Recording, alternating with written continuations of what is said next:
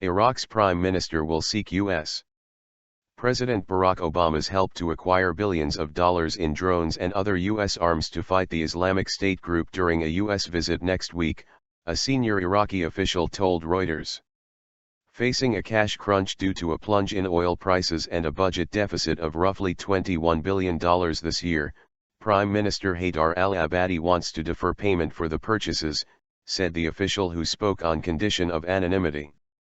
Abadi is grappling with an insurgency by militants from Islamic State, an al-Qaida offshoot that emerged from the chaos in Iraq and neighboring Syria and seized much of northern and central Iraq last year. Visiting Washington for the first time as Prime Minister, he hopes to convince a war-weary United States Iraq deserves more U.S. manpower and arms 3 years after U.S. troops withdrew from the country in December 2011, as his fledgling army confronts the Islamic State group, also known as ISIS and ISIL. Everybody's problem. ISIS is everybody's problem now, said the Iraqi official. You can't run away from the problem if it comes to Canada or goes to France, he said in reference to attacks by people influenced by Islamic State or al-Qaida in those countries. The official hinted Baghdad could turn to Tehran if it did not get the aid it wants from Washington. If that's not available, we've already done it with the Iranians and others, he said, saying that was not the first choice. The PM is committed to the U.S. What he also wants to make sure is that he has a partner that he can rely on. Obama in August authorized the first U.S. airstrikes on Iraq since the U.S. withdrawal and has deployed about 3,000 American military forces to help Iraq to battle the group. But he has also imposed limits on the U.S. military role on the ground to training and advising Iraqi and Kurdish forces.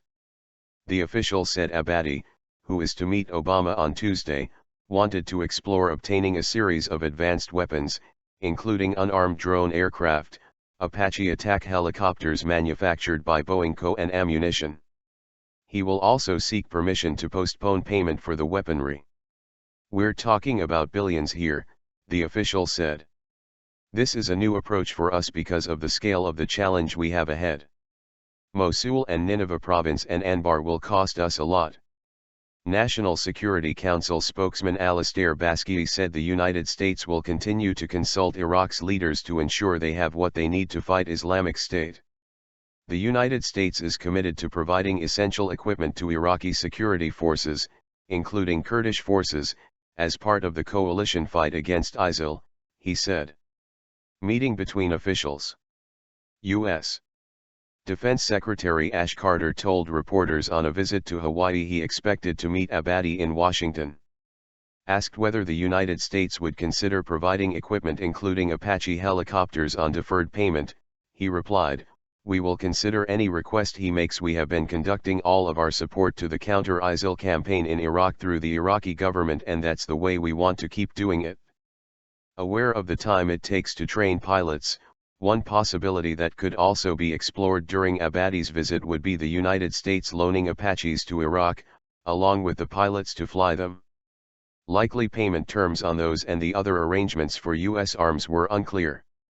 The Iraqi government on April 2 claimed victory over Islamic State insurgents in Tikrit after a month-long battle for the city supported by Shiite militiamen and U.S.-led airstrikes, an achievement marred by complaints of militia looting and burning of homes in the Sunni city.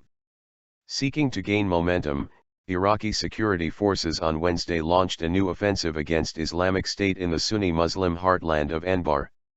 They are eventually expected to move on to Nineveh and its capital Mosul, the group's stronghold. But Iraq is still burdened by a legacy of sectarianism. Its minority Sunni population resented former Prime Minister Nouri al-Maliki's Shiite-majority government and were incensed by his ordering troops to clear a Ramadi protest camp in December 2013. U.S. officials believe they have a better partner in Abadi but are still wary of the volatile politics in a fractured country that is seeing Iran strengthening its role.